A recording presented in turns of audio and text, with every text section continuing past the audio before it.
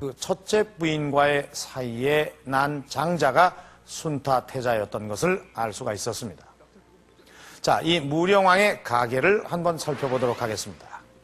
이 무령왕이 이 젊은 시절에 결혼한 부인이 바로 첫째 부인입니다.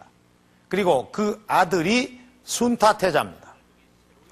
그리고 무령왕이 이 어금니의 이 주인공과 결혼을 해서 난 아들이 바로 성왕입니다. 물론 이 어금니의 주인공이 그 첫째 부인인지 아닌지는 아직 알 수가 없습니다. 다만 이 순타가 태자라는 호칭을 사용한 것으로 봐서 순타의 어머니가 첫째 왕비였을 것으로 추정해 볼 수 있습니다. 그렇다면은 무령왕비가 순타의 어머니였을까요?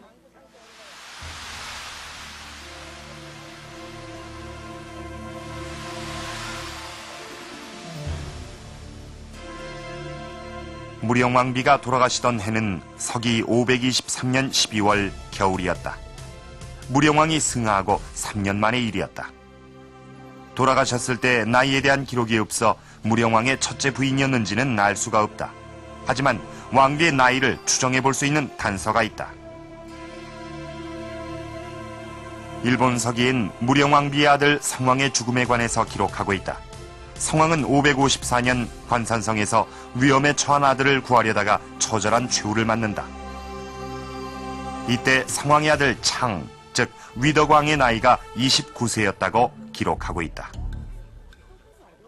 보통 20세 정도의 자식을 낳았다고 보고 무령왕비의 나이를 추정해봤다. 무령왕비는 504년에 성왕을 낳았고 돌아가실 때 나이는 42세 정도로 첫째 부인이 아닐 가능성이 높다.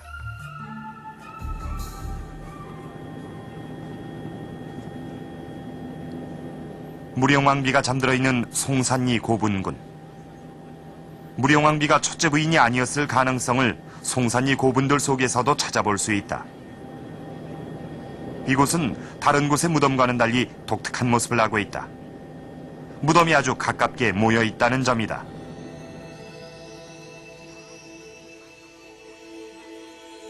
북쪽에 있는 무령왕릉을 중심으로 왕릉 주변엔 3개의 무덤이 삼각형 모양으로 배치되어 있다.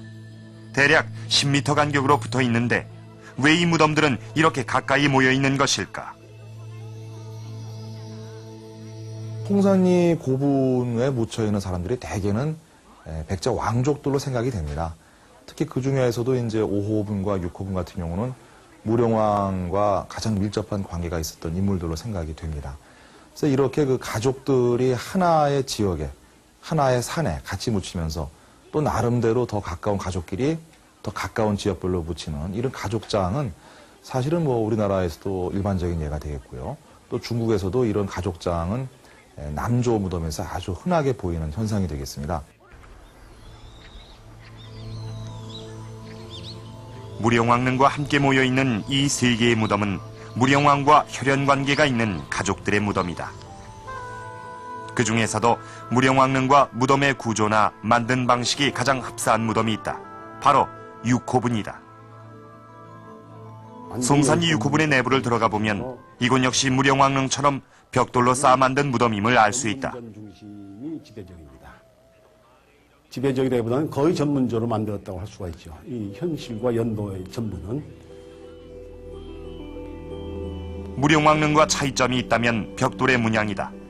연꽃 무늬가 아닌 오수전 문양으로 만들어진 이 6호분은 언제 만들어진 것일까? 중국의 경우도 전문전이 앞서고 연꽃무늬 벽돌이 뒤에 서 있습니다. 그러나 경우에 따라서는 전문전과 연합문전을 같이 쓰는 경우도 있었습니다. 딱히 어느 것이 앞이고 뒤냐라고 구분하기는 어려워도 대단히 중요한 것 중에 하나는 무령왕릉의 천정을 구축하는 벽돌 한 장이 오수전문이 있습니다.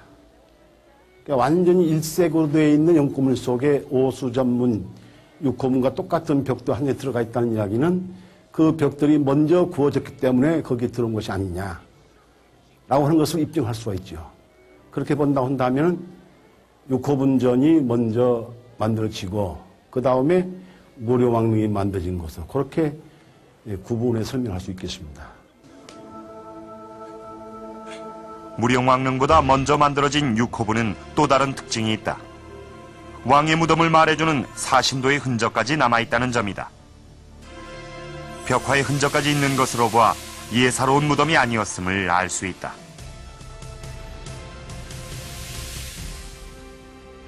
그런데 6호부는 이상한 점이 하나 있다. 부부 합장을 위해 2개의 관대가 있어야 하는데 하나만 있다는 점이다. 왜 이 무덤엔 관대가 하나만 남아 있었던 것일까? 하나만 한쪽으로 치우쳐져 있습니다. 나머지는 빈 공간으로 놔뒀고요. 여기도 하나 만들면 똑같은 구조를 하나 더 만들 수 있겠죠. 예. 2사람이 들어와야 되는데 우선 한 사람 여기다 놓고 나머지 공간이 다음에 들어올 사람을 위해서 빈 공간으로 놔둔 것입니다.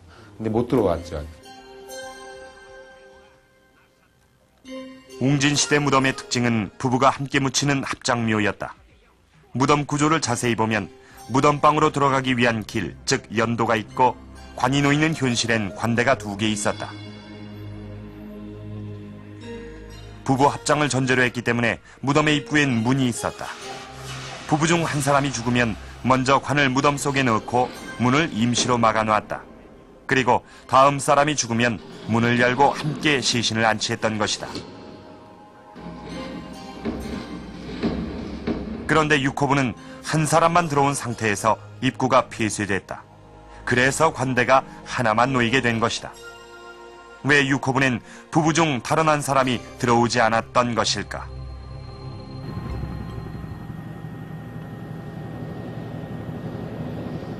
육호분의 주인공을 알기 위해서는 무령왕의 가족묘 외부 모습에 주목할 필요가 있다.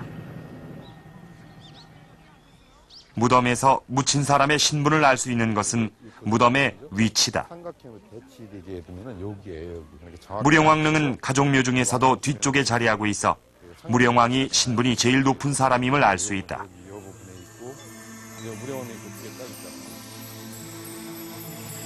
그런데 무령왕릉이 발굴되기 전 옛 사진을 보면 그 중심이 되는 무덤은 6호분이었다.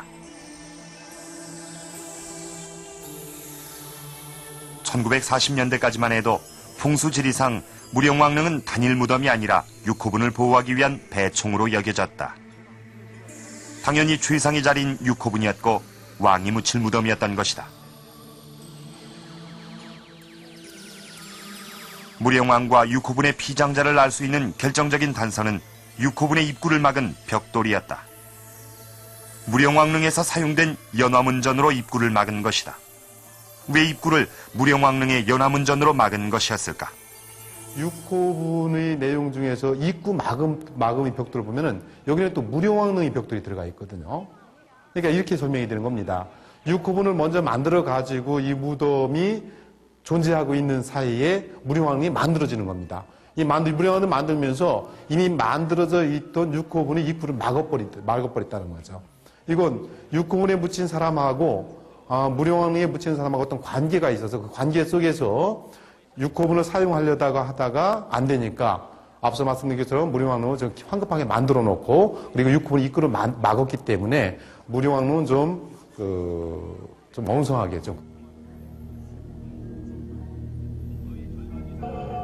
화려한 연꽃 무늬로 장식된 무령왕릉. 그러나 자세히 보면 부실공사의 흔적을 엿볼 수 있다. 벽돌이 깨지고 부서진 모습이 곳곳에서 보인다. 무령왕릉은 왕의 무덤임에도 불구하고